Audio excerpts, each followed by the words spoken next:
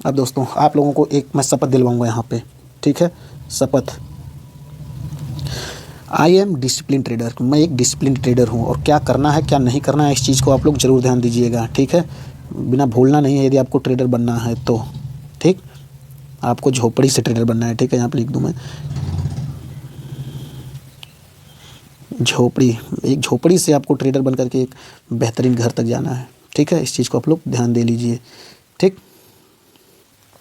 तो दोस्तों आपने शपथ ले लीजिए, आप लोग ले लीजिए कि मैं इस रूल्स को ब्रोक नहीं करूँगा, कभी भी ब्रोकन, इस रूल को कभी ब्रेक नहीं करूँगा और बेहतरीन ट्रेडर बनूंगा। आप लोग शपथ ले लिए मेरे साथ में, तो मैं आपको एक एक करके शपथ याद दिलाता हूँ। जैसे आप मुख्यमंत्री बनते हैं सबसे पहले शपथ लेते हैं, वैसे ही पहला पॉइंट है fix your number of trade.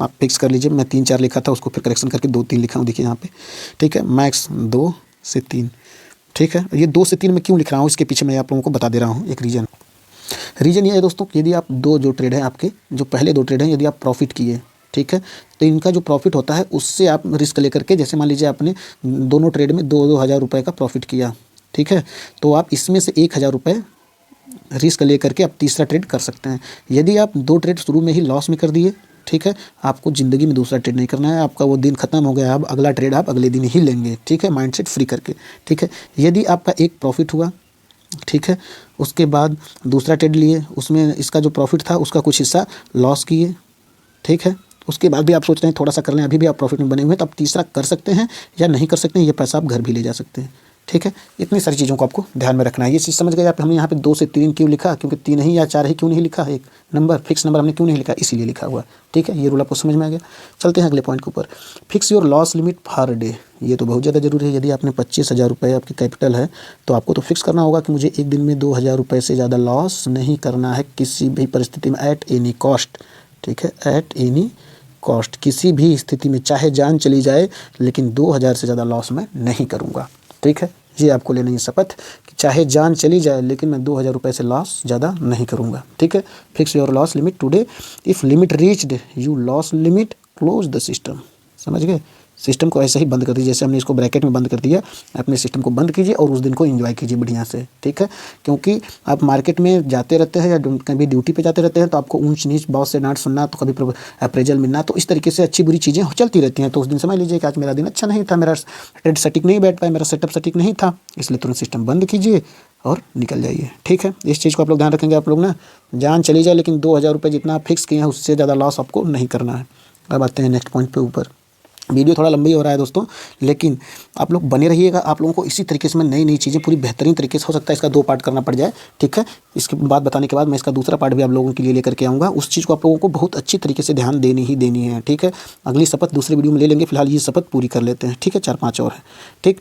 अब आते हैं दोस्तों तीसरे पॉइंट के ऊपर, on expiry reduce your quantity. यदि एक्सपायरी है तो आपको अपनी क्वांटिटी जो जैसे डेली आप 25,000 रुपये से कर रहे हैं, ठीक है, उस दिन आप 15 से लेकर के 20 तक देख लीजिए, इससे ज़्यादा मत कीजिए, क्योंकि उसमें प्रीमियम बहुत तेज़ डीके होता है, खत्म होता है, इसलिए आप 15 से 20,000 रुपये में कम लगा करके रिस्क लीजिएगा, ठीक है। हम तो कह रहे हैं बिगनर्स जो है, उस वक्त मैं अवॉइड कर देता था, मैं करता ही नहीं था एक्सपायरी की ट्रेडिंग, ठीक है। Beginners try to avoid that expiry और ट्रेड ऑन नेक्स्ट एक्सपायरी, ठीक है। आप इस एक्सपायरी से सीखिए, आप जब ट्रेडर बन जाएंगे ठीक ठाक, उसके बाद आप एक्सपायरी को एंजॉय करेंगे, ठीक है। उसमें हो भी जाएगा तो आप बर्दाश्त तो कर पाएंगे पहले, ठीक है।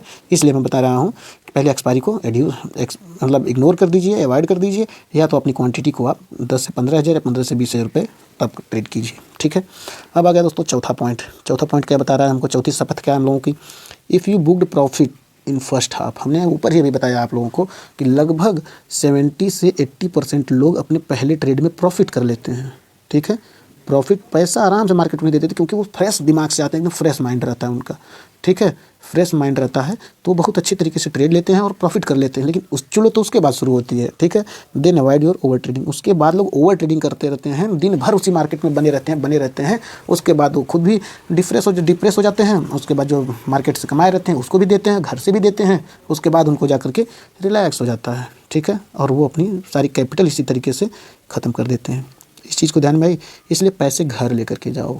अगर आपने पहले हाफ में यदि आपको प्रॉफिट हो गया तो आप सिर्फ एक हाफ में ड्यूटी करेंगे, तो आप ड्यूटी करें, ट्रेडिंग करेंगे। आप पहले हाफ में सिर्फ ट्रेडिंग करेंगे, या तो सेकंड हाफ में कीजिए, लेकिन दिन भर नहीं बने रहना है, बैठे रहना है, ठीक। आप लोगों को समझ में आया। 2 से 3 ट्रेड लेने के लिए मुश्किल से 2 घंटे पर्याप्त है आपके, चाहे पहले में ले लीजिए चाहे सेकंड में कीजिए, आपको जो भी आपको सूटेबल होता है आपके लिए, ठीक है, इतनी सी बात आपको समझ में आई अच्छे तरीके से।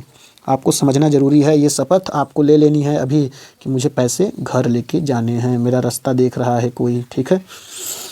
अब दोस्तों 5वां पॉइंट क्या है, इसको समझते हैं पहले। If you booked loss in first half, देखिए सेम इसका विपरीत है, यदि आपने पहले हाफ में लॉस बुक कर लिया, then try not to cover on that day, ठीक है। अब मैं आपको इसका भी पीछे एक उदाहरण बताऊंगा अच्छा सा। Otherwise you loss may be big which you can't afford, ठीक है। अब मैं आपको बता देता हूँ इसका एक उदाहरण सटीक।